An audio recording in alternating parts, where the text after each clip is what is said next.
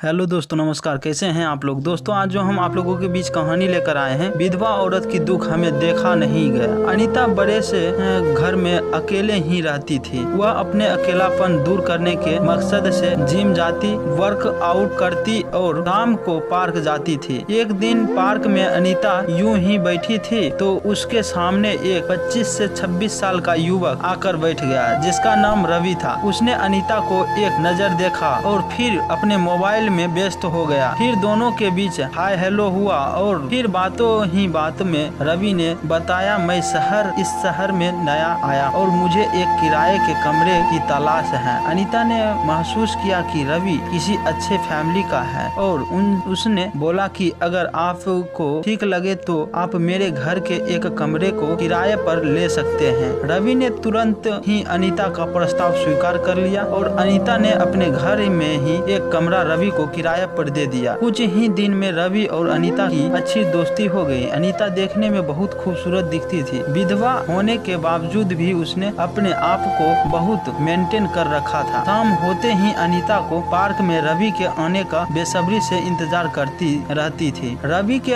आते ही अनीता के चेहरे पर मुस्कुराहट बिखर जाती थी और अनीता का अकेलापन भी दूर हो जाता था। फिर ऐसे ही दोनों के बीच काफी अच्छी दोस्ती हो गई। एक रात अनीता ने कुछ स्वादिष्ट पकवान बनाया था तो वह पकवान रवि के कमरे में लेकर गया। रवि पकवान खाकर बहुत खुश हुआ और कहा, सचमुच इसका स्वाद बहुत ही अच्छा है। आपने मुझे मेरे घर की याद दिला दी। मैं रोज बाहर का खाना खाकर मैं बोर हो चुका था। अनीता ने कहा, ठीक है, आज से तुम बाहर का खाना बिल्कुल भी नहीं खाओगे। तुम्हारा खाना मैं ही बना दिया करूँगा। तभी रवि ने कहा, नहीं, बेवजह आपको तकलीफ हो जाएगी। अनीता बोली, मैं खुद को तो बनाती हूँ, तुम्हारे लिए भी बना दूंगी। वैसे भी तुम बाहर का खाना खाकर बोर हो चुके हो, वैसे मैं भी अकेला खाना खाकर बोर हो चुका हूँ। तुम रहोगे तो मुझे भी कंपनी मिल जाएगी। इतना सुनने के बाद दोनों की हंसी से कमरा गूंज उठा। अब बेझिझक रवि और अनीता एक दूसरे के कमरे में चले जाते थे। एक दिन अनीता की बेटी और दामाद उनके घर आए। बेटी दामाद के घर आने से पूरा घर का माहौल बहुत अच्छा सा हो चुका था। अनीता भी बेहद खुशी थी क्योंकि बहुत दिनों बाद बेटी से मिलना हुआ था।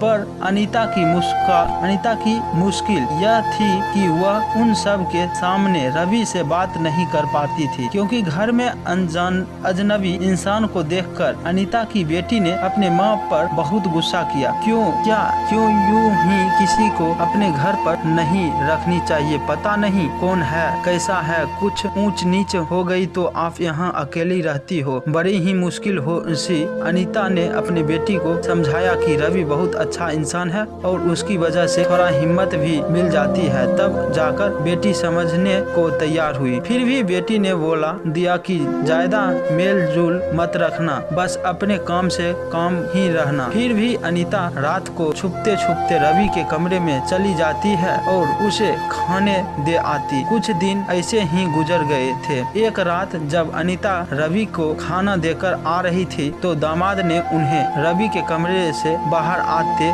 देख लिया। अब अनीता को कुछ कहते न बना और वह अपने कमरे में चली गई। दामाद ने देखा उसकी पत्नी अपने कमरे में सो रही है तो उसने अनीता यानी कि अपनी सास के कमरे में जाकर उनसे पूछने लगा, आखिर आप रवि के कमरे में क्या करने गई थी? मैं आपकी बेटी की तरह बेवकूफ नहीं हूँ जो आप मुझे कुछ भी सिखा पढ़ा देंगे और मैं आपकी बातों पर सीख पढ़ जाएंगे और मैं आपकी बातों पर यकीन कर लूंगा। मैं कल सुबह ही यह बात आपकी बेटी को बता दूंगा। अनीता घर में कोई हंगामा नहीं चाहती थी, इसीलिए उसने अपने दामाद को समझाने की कोशिश की कि यह बात मेरी बेटी को मत बताओ। लेकिन अगले दिन सुबह दामाद ने बेटी को यह बात बता दी। अब अनीता ने अपनी माँ को तमाम भूल भला बुरा कहा और रवि से दूर रहने के लिए कहा। अनीता से यह सारी बात बर्दाश्त न हुई तो